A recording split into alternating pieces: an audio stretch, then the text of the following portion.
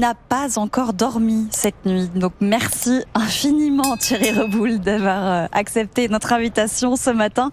Bienvenue. Vous n'avez pas dormi parce que les répétitions de la cérémonie de clôture, elles se déroulent la nuit, c'est ça ? Oui, c'est ça. Le Stade de France, ça vous aura pas échappé un il peu d'athlétisme. Il se passe 2-3 trucs. Ouais, il se passe 2-3 trucs. Donc on attend qu'il s'est fini, le temps de récupérer les lieux. Oui, les équipes travaillent toute la nuit et redonnent le stade à l'athlétisme à 6h du matin. Quel rythme. Voilà, oui, c'est... Vous n'avez pas dormi depuis combien de temps Vous arrivez quand même un peu ou pas ouais. Non, j'arrive quand même un peu ici ou là, il faut pas exagérer non plus, mais on est tous soumis à un rythme assez intense. À la veille de cette cérémonie de clôture, est-ce que tout est prêt ? Vous êtes content des répétitions ? Ça a de la gueule ? Écoutez, c'est ça qui est un peu fou, c'est qu'on ne sait pas si ça a de la gueule, puisqu'on monte tout, donc on fait des répétitions debout, de choses, mais on monte notamment la scène à partir de samedi, donc ce soir, cette nuit, 2h du matin, on a une dizaine d'heures maximum pour monter un énorme dispositif. Normalement, il faudrait 8 jours. C'est ça. Donc voilà, donc c'est un peu ça le défi. C'est un défi incroyable. Ouais, ça va être un peu chaud, ouais. La cérémonie d'ouverture a attiré plus de 24 millions de téléspectateurs, des chiffres dingues, avec un scénario, un cadre inédit, la scène que vous avez imaginée, saluée dans le monde entier. Ça met la pression, j'imagine, non, pour la cérémonie de clôture ?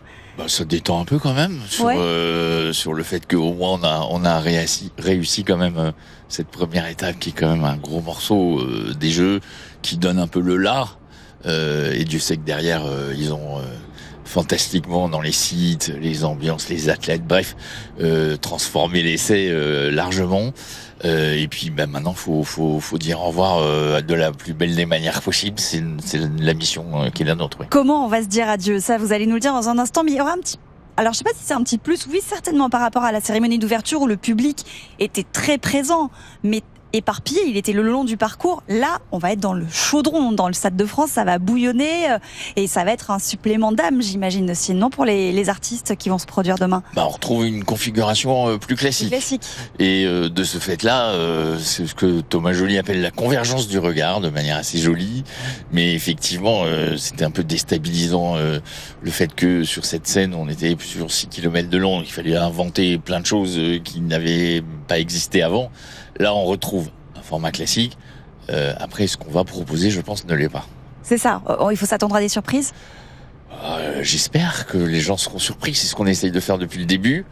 On va pas s'arrêter là. Et puis après, il y aura encore les cérémonies paralympiques. Bien sûr. On va continuer. Alors, cette cérémonie, elle va se dérouler, je crois, en 3 temps. Il va y avoir d'abord les sportifs, c'est ça ? Une place qui sera faite aux sportifs et au protocole. Tout à fait, oui. On démarre à 21h. On va commencer par tout un grand morceau qu'on appelle protocolaire. Ça a l'air un peu comme ça, voilà. Mais en fait, bien évidemment, qui va consister à d'abord accueillir les athlètes tous ensemble. C'est une des traditions qu'on veut surtout pas changer d'une cérémonie de clôture. Tous les athlètes arrivent ensemble, mélangés, ce qui est bien évidemment la différence par rapport à la cérémonie d'ouverture. Donc voilà, et puis on va arriver doucement jusqu'à la nuit, qui était notre objectif, donc vers 22h10 pour être précis. Et là, début du show, ouais. Qui s'appelle Record, je crois. Tout à fait. Que pouvez-vous nous en dire ? Écoutez, ce que je peux vous en dire, c'est que traditionnellement, et là encore, on n'a pas voulu déroger à ça. Cérémonie d'ouverture, on parle de notre pays, on parle du pays hôte et de ses valeurs, etc. Vous avez vu tout ça. Une cérémonie de clôture, on est plus sur les mêmes valeurs, mais plus autour de l'olympisme en général. Et la volonté de Thomas Joly là, c'est de dire au monde que ces Jeux et que tout ce qu'on vient de vivre, c'est fragile. Et que ça a déjà été refondé une fois, et que donc il faut y faire attention. Parce que s'il fallait le refaire une deuxième fois, ça serait encore ça voudrait à nouveau dire qu'on a dû rater quelque chose, et que donc ce fameux vivre ensemble, c'est notre patrimoine commun, celui du monde, et que ce patrimoine-là, il faut y prêter attention. On parlera du futur, c'est ce qu'on entend. On parlera beaucoup de futur. Il y a un univers général qui est proche voilà, de la science-fiction, du futur, tout à fait. Qu'apprécie beaucoup, qui nourrit beaucoup l'imaginaire de Thomas Joly. Tout à fait. Je crois que vous avez confirmé la présence de R et de Phoenix, ces groupes français électro. Bon, je vais vous poser la question et en même temps, à titre personnel, moi j'ai envie d'avoir la surprise. Mais on entend les noms de pas mal d'artistes internationaux. Est-ce que vous pouvez, Snoop Dogg, Billie Eilish, les Red Hot Chili Peppers, est-ce qu'il y en a un est-ce que j'ai bon sur au moins un nom? J'allais vous le dire, mais comme vous venez de me dire que vous voulez garder la surprise, non, du coup, je vais vous faire ce plaisir-là. Donc, du coup, vous découvrirez ça demain. Bon, allez, mais j'ai essayé, j'ai tenté quand même. La cérémonie d'ouverture, elle a ébloui le monde entier. Elle en a bousculé certains aussi. Je crois que vous avez fait partie des personnes qui ont dû porter plainte pour cyberharcèlement, tout comme Thomas Joly, la DJ de Barbara Butch, ou encore Maud Le Pladet, la chorégraphe. Vous le vivez comment, vous? C'est pas le truc le plus sympa qu'on puisse rencontrer. Je le vis alors chacun le vit déjà de manière individuelle, différente par rapport à sa propre personnalité. Bon, pour ce qui me concerne, j'essaye d'avoir le plus de recul possible. C'est pas simple.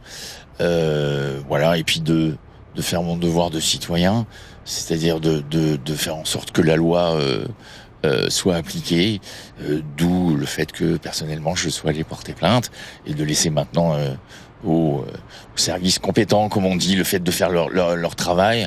J'essaye de ne pas me laisser trop perturber, même si c'est pas tous les jours facile. J'imagine. On va pas revenir sur la cérémonie d'ouverture et les discussions qu'il y a pu avoir. On en a déjà beaucoup parlé, mais ma question c'est, est-ce que du coup vous avez été attentif sur la cérémonie de clôture? Est-ce que vous avez dû peut-être, je sais pas, réexaminer le scénario pour vérifier que personne ne serait heurté? Je crois non. On est assez clair, je crois, assez droit dans nos bottes sur ce qu'on a voulu dire. Il y a eu des incompréhensions qui peuvent arriver, mais qui n'étaient pas de notre fait. Il y a eu surtout beaucoup d'amour sur cette cérémonie d'ouverture. Je crois qu'il faut quand même d'abord commencer par ça. Et donc, on n'a pas changé d'abord parce que c'est figé depuis un long moment. Donc, on essaye d'être attentif à des petites choses, à être sûr qu'il n'y a pas de choses qui pourraient créer, encore une fois, une incompréhension qu'on ne souhaiterait pas, mais pas plus que ça. La troisième et dernière partie de la soirée, demain, sera le passage de relais avec Los Angeles. Est-ce que là, c'est les États-Unis qui gèrent, ou vous avez travaillé ensemble sur cette partie-là du spectacle? Alors, c'est ce qu'on appelle le handover, c'est 15 minutes plus ou moins. Nous, on l'avait eu au moment de Tokyo. Moi, je m'en étais occupé ici, d'ailleurs, en bas. On avait fait ça depuis le Trocadéro en direct. Là, c'est leur temps, c'est leur moment, c'est leur création. Donc vraiment, c'est eux qui ont décidé de manière totalement souveraine ce qu'ils voulaient faire et ce qu'ils voulaient dire de Los Angeles et avec qui ils voulaient le dire. Nous, on les assiste sur ces 15 minutes-là, bien évidemment, puisqu'on est chez nous, qu'on connaît le sujet, qu'on connaît l'endroit, mais c'est plus une assistance technique qu'autre chose. Le vivre ensemble, vous le disiez, c'est le message que vous avez envie de faire passer autour de cette cérémonie de clôture et cet héritage immatériel, en quelque sorte, de ces jeux. Il y a un héritage matériel qui sont les statues qui ont été utilisées lors de la cérémonie d'ouverture. Anne Hidalgo souhaite les réutiliser.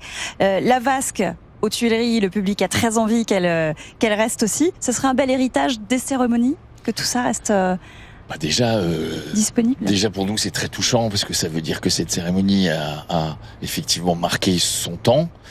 Parce que sinon, on nous demanderait certainement pas de garder des éléments. Non, je crois pas. Donc déjà, c'est un motif de satisfaction. Ensuite, il faut regarder. Alors les statuts, c'était prévu parce que à partir du moment où on voulait que émerge de l'eau et de l'histoire, ces femmes qui ont marqué leur moment et qui n'étaient pas suffisamment, à notre sens, reconnues. Depuis le début, on avait parlé avec la maire de Paris d'avoir cet héritage et que ces statues ne restent pas un temps d'une cérémonie, mais soient ensuite sur l'espace public. Donc ça, c'est un projet qu'on a depuis le début, projet auquel la maire de Paris a adhéré dès le début. Donc ça, je dirais qu'on est dans une continuité là-dessus. Et la vasque, c'est un raz-de-marée. Oui. Donc voilà, il y a 30 000 personnes tous les jours qui hurlent au moment où elle décolle. C'est totalement fou. Si on peut le faire On sera, je pense, ravis.